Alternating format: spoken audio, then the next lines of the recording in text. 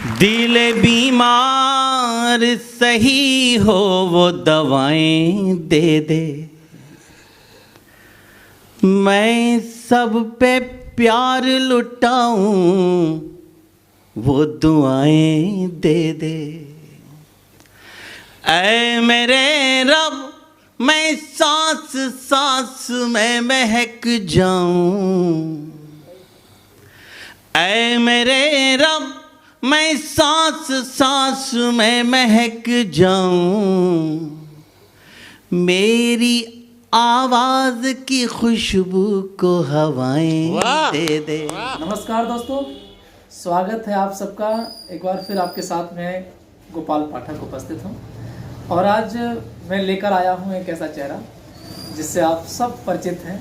तो दोस्तों मैं मिलाने जा रहा हूँ हमारे आदरणीय दादा विष्णु सक्सेना जी से। स्वागत है।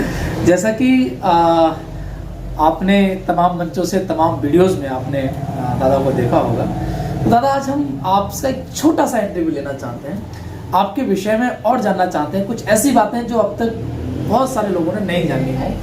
तो सबसे पहले हम ये जानना चाहेंगे कि आपने कविता का सफ़र कब से शुरू किया था?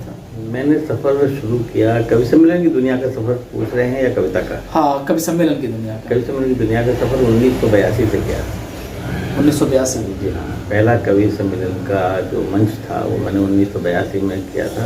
राजस्थान में बांसवाड़ा जिले में एक जगह है परतापुर, वहाँ पे मैं गया था। उसके बाद फिर सफ़र शुरू होता गया धीमे धीमे करके, रेंगने लगे, रेंगने के बाद फिर थोड़ा घुटनों चले, घुटनों के बाद फिर पैदल चलना सीख गए। फिर जब पैदल चलना सीख जाता है तो फिर दौड़ना शुरू कर देता है। तो फिर पीछे मुड़ के नहीं देखा।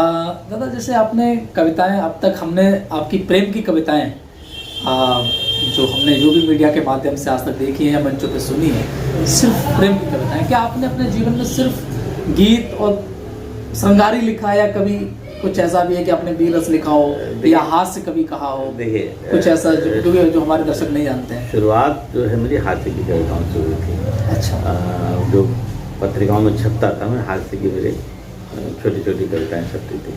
लेकिन जब लिखने का मन हुआ तो ऐसा लगा कि ये कविताएं क्षणिक हैं, कोई ज़्यादा इनका प्रभाव नहीं पड़ता, ना आप खुद के ऊपर पड़ता ना समाज के ऊपर। समाज थोड़ी देर हंस लेता है, उसके बाद खत्म हो जाती बात। तो अगर आपको लंबे समय तक जीना है तो गीत की ही विधा अपनानी पड़ेगी। वीरस की कविताएं भी सामयिक होती हैं कि ज्वलंत मुद्दा है राम मंदिर का, आप उस पर कविताएं लिख दीजिए, मोदी जी ने राम मंदिर बनवा दिया, कविता खत्म हो गई, मुद्दा तो खत्म हुई। कश्मीर पर बहुत सारे कवियों ने कविता लिखी, कश्मीर का मुद्दा खत्म हो गया तो कविताएं खत्म हो गई। तो ऐसी कोई चीज़ मत लिखिए जो जिसकी उम्र कम हो। तो प्रेम शाश्वत है, प्रेम की उम्र कभी कम नहीं होती।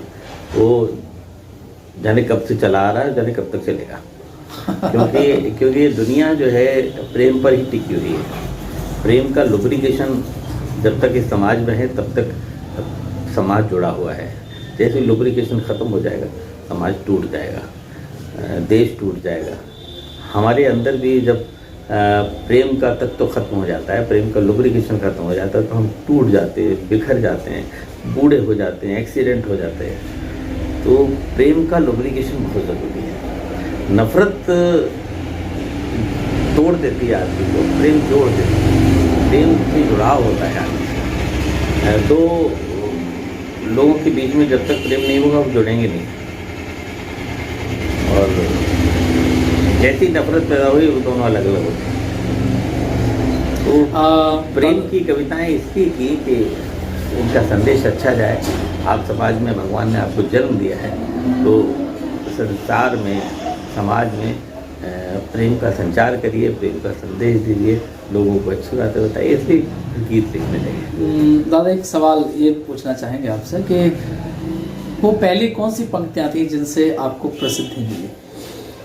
एक मैंने वो लिखा था, एक शेर था, आप भी अगर हमसे यूं ही रूठ जाएंगे, आप भी अगर हमसे यूं ही रूठ जाएंगे, नई नई खिड़की है कांच टूट जाएंगे। वो पहला मेरा शेर था ये। उसके बाद फिर ये गीत पॉपुलर हुआ कि कभी हम खो गए, कभी तुम खो गए, दास्तां कहते सुनते ही हम सो गए।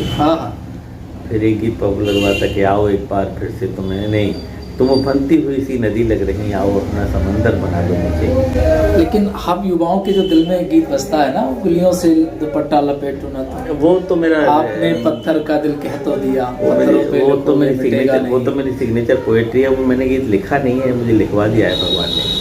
वो हम युवाओं के दिल में बसता जाता है, इसलिए पॉपुलर न जाने कितने लड़के ऐसे हैं जो शाम को उसे बिना सुने सोते नहीं, उनको नींद नहीं आती है। तो जब भगवान की कृपा हो जाती है ना आपके शब्दों पे जी, तो ऐसा ही होता है जैसा आप बोल रहे हो। 4 पंक्तियां आप उसकी गुनगुना देते हैं। उंगलियों पर दुपट्टा लपेटो न तुम, उंगलियों पर दुपट्टा लपेटो न तुम, यूं करोगे तो दिल चुप रहेगा नहीं, रेत पर नाम लिखने से क्या फायदा, एक आई लहर कुछ बचेगा नहीं, तुमने पत्थर सा दिल हमको कह मेरे पिताजी ने शांति सुबह के लिए, अच्छा, आपका जो बैकग्राउंड रहा है वो कविता से जुड़ा रहा है। लेकिन उन्होंने कभी मंच पे जाके पैसे नहीं कमाए। मैंने वो उसको कैश कर लिया। बाकी उन्होंने शांत अपने आनंद के लिए लिखे, तो आनंद के लिए जो लिखा जाता है उसका मुकाबला नहीं है। हाँ, पैसा कमाने के लिए तो भाई हर आदमी को धन चाहिए, बिना धन के जिंदगी नहीं करती। दादा, आपका एक मुक्तक था, मुक्तक जो आप अक्सर सुनाते हैं, बड़ा अध्यात्म से है वो, कि तेरी मेला कर दे, उसके जो काफिया है अकेला कर दे, तू जो ख्वाबों में भी आ जाए तो मेला कर, तू जो ख्वाबों में भी आ जाए तो मेला कर दे, गम के मरुथल में भी बरसात करेला कर दे, याद वो है ही नहीं आए जो तन्हाई में, याद वो है ही नहीं आए जो तन्हाई में, तेरी याद आए तो मेले में अकेला कर दे। ये आपकी जो पंक्तियां ना, ये बहुत ज़्यादा वायरल हैं, और वायरल तो आपकी लगभग सारी कविताएं हैं, लेकिन जो हृदय पे हमेशा एक अमिट छाप जो छोड़ती है, जिस समय हम आपको सुनते थे इंजीनियरिंग क्लास के दौरान, जब हम इंजीनियरिंग पढ़ रहे थे, तो अक्सर जो ग्रुप हमारे हुआ करते थे, तो सारे बच्चे ये वाला ज़रूर मांगते थे, नाम नहीं जानते थे असल में, तो पूछते थे ये कौन है, तो हम बताते थे कि ये वो है। तो आपका ये गीत बहुत लोगों ने, लड़कों ने सुना, और आज भी इसको सुना जाता है। 20-22 साल पुराना गीत है मेरा ये। आपने प्रेम पर बहुत कुछ कहा है, कुछ हमारे युवा साथी, कुछ नहीं बहुत सारे युवा साथी इसको देख रहे हैं, तो क्या उनके लिए कोई संदेश प्रेम में? बहुत बच्चे ऐसे होते हैं सुसाइड कर लेते हैं, या पागल हो जाते हैं, या फिर वो बिल्कुल निष्क्रिय हो जाते हैं, कुछ उनके लिए कहना चाहेंगे कि प्रेम में मतलब वो थोड़ा सा संयमित रहें? देखिए, हर चीज़ के 2 पहलू होते हैं, एक पॉजिटिव होते हैं, एक नेगेटिव होते हैं। हमेशा पॉजिटिव रहिए, प्रेम में भी पॉजिटिव रहिए। ज़रूरी नहीं है कि सब चीज़ आपके लिए बनी हो। कभी कभी हम धोखा खा जाते हैं कि ये चीज़ हमारे लिए है, जबकि वो आपके लिए नहीं है, और आप उसको पाने की कोशिश करते हैं। तो और वो जब आपके लिए है ही नहीं तो आपके पास आ कहाँ से जाएगी। तो ऐसी स्थिति में हमको निराश नहीं होना चाहिए।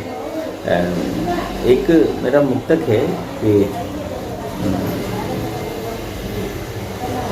बनेगी बात नई सोच बदल कर देखो, बनेगी बात नई सोच बदल कर देखो, बनेगी बात नई सोच बदल कर देखो, रहो कहीं भी मगर ख्वाब महल के देखो। हाँ, क्या बात है, रहो कहीं पर, रहो कहीं भी मगर ख्वाब महल के देखो, खुलेंगी खिड़कियाँ और आसमां अपना होगा, जरा हिम्मत करो और घर से निकल कर देखो। क्या बात है। तो हमें ये नहीं सोचना चाहिए कि बस हमारा जो सामने हमें जो दिख रहा है, जिससे हम मोहब्बत कर रहे हैं, हमारा यही लक्ष्य है। ये तो आपका है ही नहीं। आपने तो गीता पे काम किया है, तो जब जो चीज़ आपके लिए है ही नहीं वो आपको मिल कैसे जाएगी।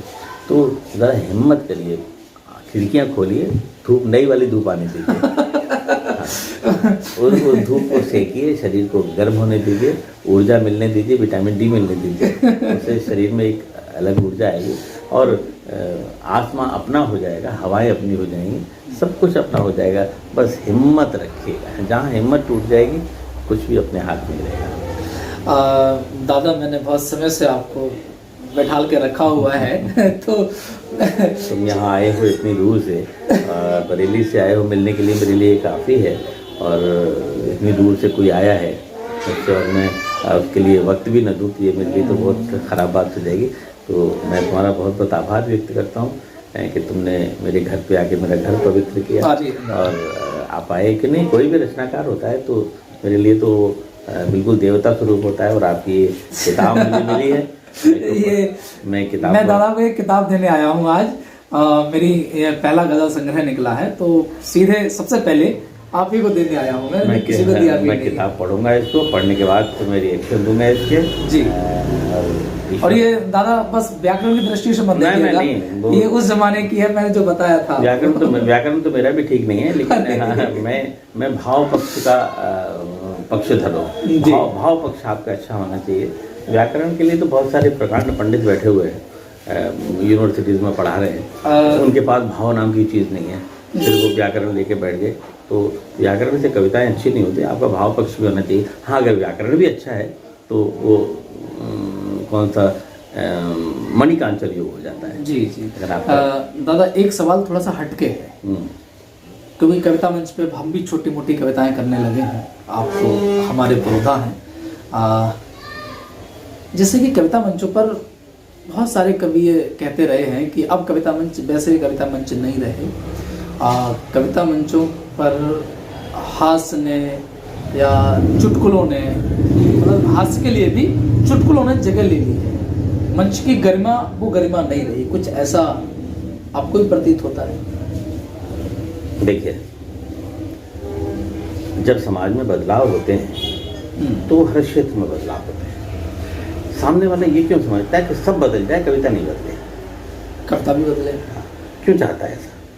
कवि नहीं बदले, कभी भी वही वैसे रहे, धोती कुर्ता डाल के और थैला बना रहे हैं और वही उसी टाइप की कविताएं हो, वो वैसे ही होना चाहिए। आप क्या राजनीति नहीं बदली? बिल्कुल बदली है।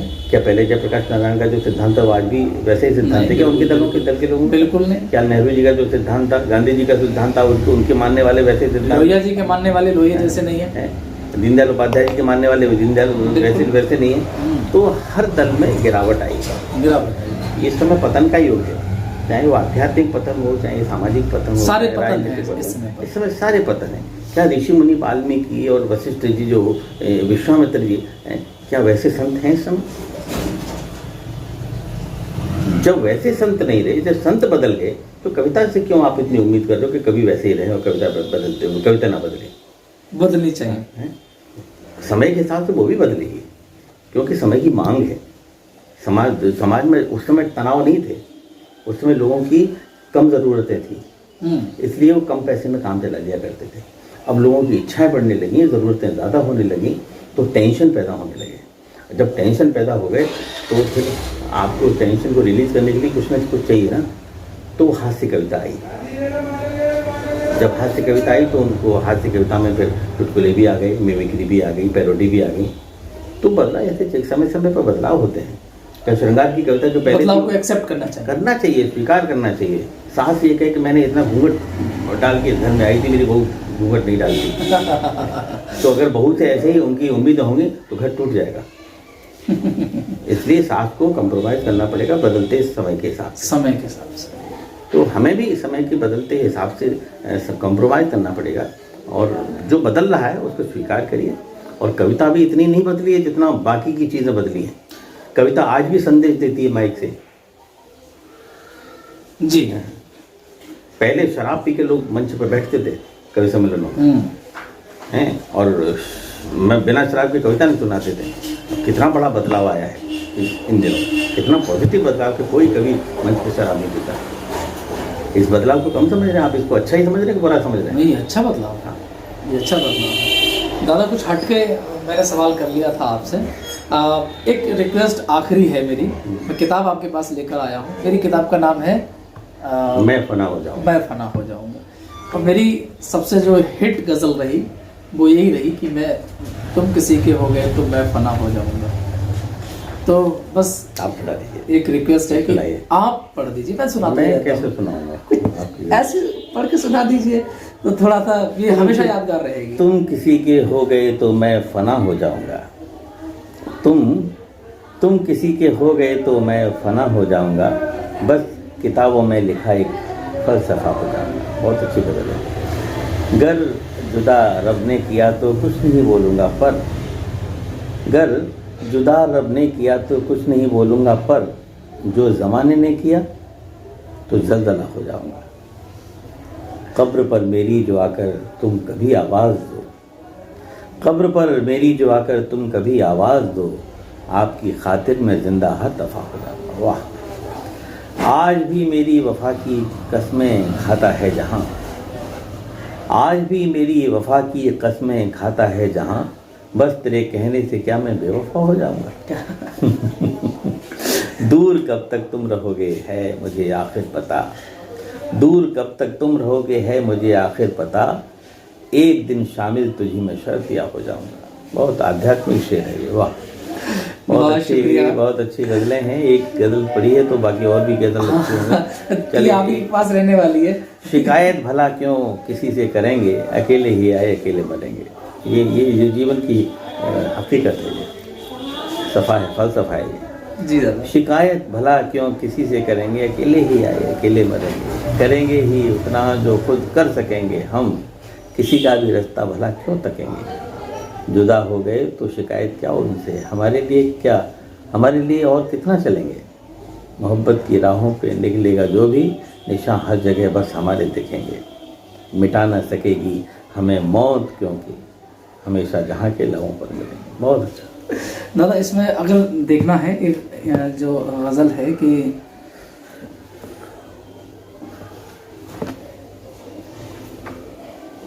ये वाली देखिएगा। तू ऐसे दिखावे किए जा रहा है, हकीकत पे पर्दे किए जा रहा है। खुदा तूने दिल में बसाया नहीं, पर दिखावे को सजदे किए जा रहा है। सभी छोड़ दूंगा गुनाहों के धंधे, तू वादे ये कब्जे किए जा रहा है। सियासत में अंधा हुआ इस कदर से, खुदा के लिए भी खुदा के भी हिस्से किए जा रहा है। ये राम, ये कृष्ण, ये हमारे, ये तुम्हारे, ये रविदास, ये कबीर, ये नानक, ये मीरा, ये दादू, ये सब बांट दिए। चलो दोस्तों, आपने हमारे दादा के मुंह से आज पता नहीं क्या क्या सुना है, ताकि बहुत कुछ आगे भी सुनने को मिलता रहेगा, ऐसी मुझे अपेक्षा है। उनका प्रेम आशीर्वाद मुझे मिलता रहेगा। दादा हमारे बहुत बहुत हमें समय देने के लिए आपको बहुत बहुत आभार। घर पे आए इसलिए मैं भी आभार व्यक्त करता हूं। तो दोस्तों